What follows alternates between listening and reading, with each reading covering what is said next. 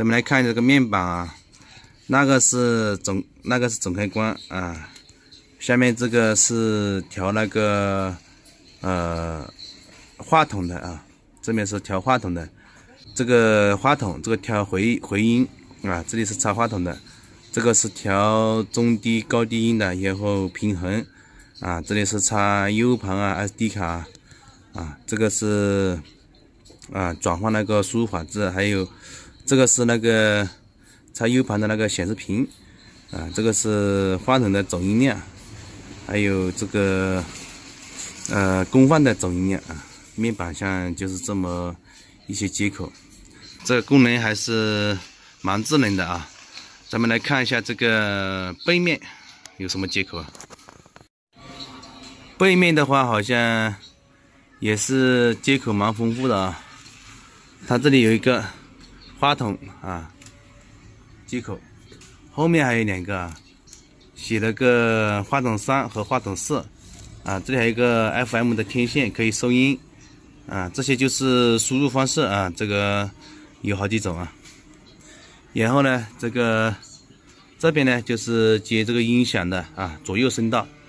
啊，有可以接4个音响。好，这个是散热器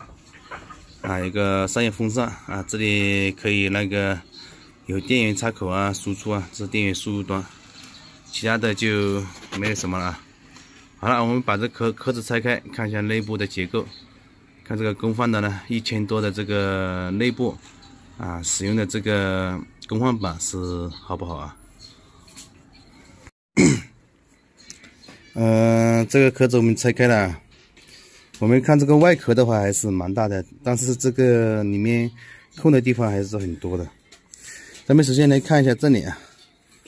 这个板子呢。小板子就是前置板，就是刚才话筒啊，这个音量的这个前置声音放大啊，就在这里啊，这是什么指示灯啊彩灯啊，这个音量调节的啊。重点的是在这个功放板，这个功放板呢，大家看一下，它用的是这个 A19141这个 A1941和这个 C5198这种对管啊。组成双声道的一个4根管子啊，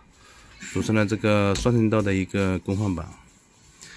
这功放板不是很大啊，这个功率的话大概也在100多瓦这样子。然后这里有个环流啊，就这么点东西了，大家看一下。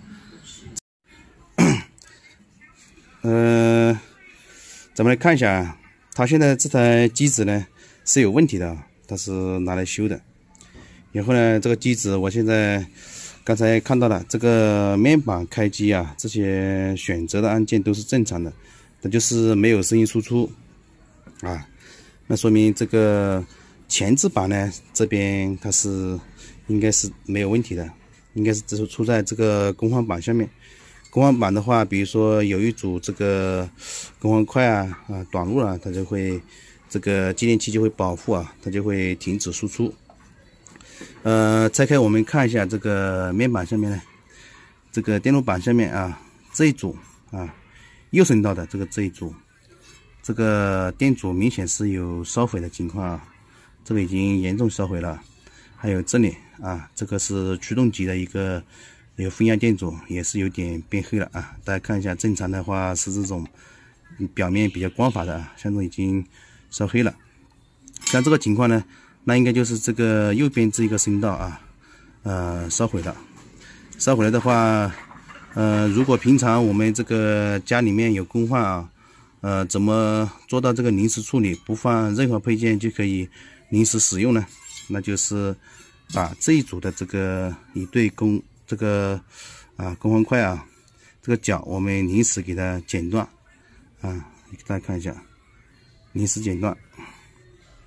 临时剪断的话，就说明把这一组这个通道的这个功放给它取消掉，然后的话，它这个保护电路呢，它就不保护了，它就会直接工作。然后呢，这个左声道呢，它就会左声道的话应该是正常的，大家看一下，左声道的话应该是正常啊，因为这样子的话，我们可以把这个剪掉之后呢，就可以通电视机了。这样子把这个声道去掉之后呢，按道理来讲，如果这个左声道没有问题的话，它这个继电器就会吸合啊，就会处于工作状态。现在这一台呢，这个我来处理给大家看一下啊，然后把这个剪掉。我们现在开机，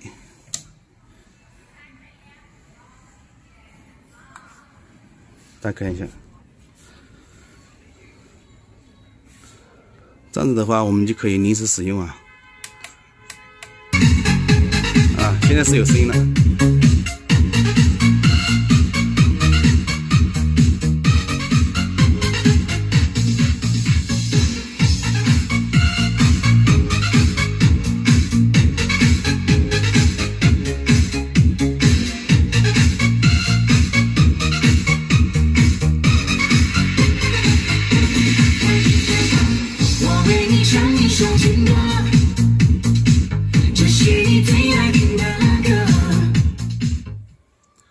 这样子呢，就唯一一点就是只能用一个声道的啊，